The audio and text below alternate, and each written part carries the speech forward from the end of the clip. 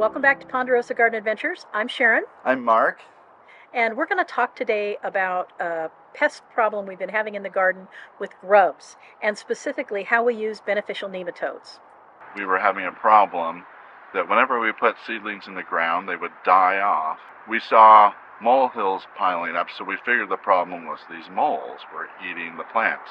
The solution was we got these things called mole chaser. This is a sonic mole chaser. You put some batteries in here, bury it in the ground, and it makes this beeping noise. And after a while, after a few months, it drives them out. So we got rid of those by the end of summer, and we figured heading into next year, we've got this problem figured out. The next spring, things were dying off, and they were dying off faster. And even in our raised beds where we had put hardware cloth to keep the moles out. Exactly. So the moles were gone. It wasn't the moles. While we were digging to plant and pull up weeds and stuff, we started to notice these grubs. Real thick worms, about an inch long. That's actually what was eating the plant. Moles like to eat grubs. It's one of their favorite foods. The moles were coming to eat the grubs, not our plants. Once we got rid of the moles, the grubs started coming in force, and they just devastated. That year we hardly got any crops, flowers. They were even affecting my rose. They were affecting the roses. And so we researched, we found out a solution, Heterorhabditis bacteriophorus. Basically beneficial nematodes. And why we use the beneficial nematodes is we want to kill the unwanted pests, make sure that you are solving the right problem, which I think we've figured out we are now.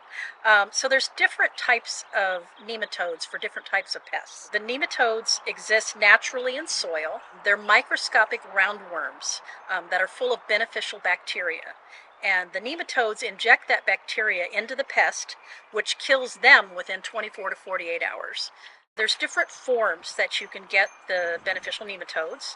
Again, you want to follow the list and find the right nematode for the pest that you're addressing. But then once you get that, it's in a form, it can either be dry, where you add water and then apply, or it can come suspended in gel, and you rinse it, you add water to rinse the gel off and then apply, add water. They must be kept in a cool place like a refrigerator until you use them, and usually you want to use them within 2 weeks of getting them because they have a specific life cycle as well. When to apply, it really is specific to the pest's life cycle that you are addressing. For us, it's the grubs, and so that means spring. Well, I guess we should talk about grubs and what they are. Really, the grubs are a larva of a scarab beetle, commonly known as a June beetle or a dung beetle. And so usually around July, the beetles will go and they'll burrow about 2 inches down into the soil and lay their eggs. And each beetle can lay about 60 eggs. So you can see how easily that can really overrun especially your raised beds. It's another good reason to have cover crops and not leave those beds open. So for us, the life cycle means that we should be adding these nematodes in spring. And then how often to apply? It's recommended that you put your first application in and then you do another application within 7 to 10 days just to make sure that you've covered that life cycle. And it's best to apply in the morning or the evening. You want to make sure that it's cooler. You want to make sure that the area you're adding them to is moist.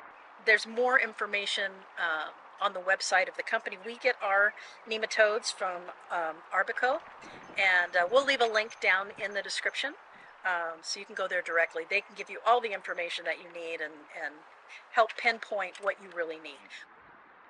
The nematodes cannot tolerate direct sunlight. So this year we actually chose a rainy day when it was actively raining, and I would dash out between the rain showers and quickly apply it to the beds. That is basically nematodes in a nutshell. Again, there's different varieties of them. Those nematodes won't affect other things in the soil that you want to be there, and it won't affect pets or humans or Right. pollinators or anything like that. Right. It's going to They're target organic. the grubs. Right. I think when you see our after picture, we'll show you before and after. The after picture a month later, after we put the nematodes in these various raised beds, so far the results are spectacular. They kind of speak for themselves. So the moral of the story is don't give up. even if you think you've solved a problem, it might still have, other angles or variables you hadn't thought of.